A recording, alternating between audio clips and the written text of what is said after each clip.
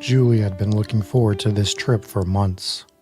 Finally, her and her friends were exploring what many consider the most haunted house in all of Australia. She had dreamt of the day that they could finally make the trip from Sydney to explore the place.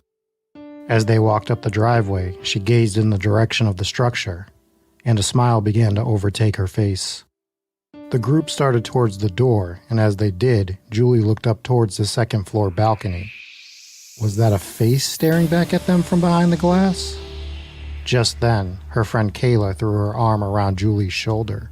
"We're here," she said in an overly excited tone. The interruption broke Julie's gaze towards the balcony. After acknowledging her friend, she looked back towards the second floor. Nothing there. The place must already be messing with me, she thought quietly.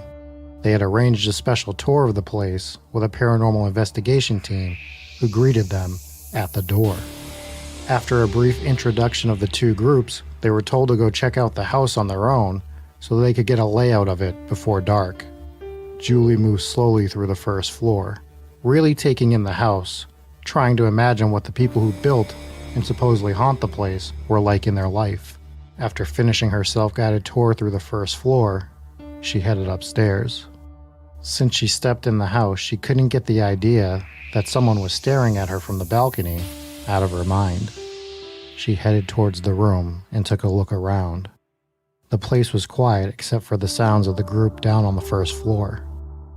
Julie decided to take a step onto the balcony. She stood against the railing, admiring the view. The place was built on a hill after all, and it was gorgeous. As she was standing there, she felt the finger brush against her cheek. Thinking this was just Kayla walking up behind her, she whipped around to tell her friend to cut it out. As she spun 180 degrees, she was met with the face of a pale old woman with glowing eyes. Before she could get a scream out, the woman pushed Julie, and she stumbled backwards, toppling over the balcony. As she fell backwards towards the ground, the pale woman looked down at her as a scream emitted from Julie that ended just as quickly as it began. I'm Rob Coakley, and this is Hometown Ghost Stories, the Monte Cristo Homestead, Junee, New South Wales, Australia.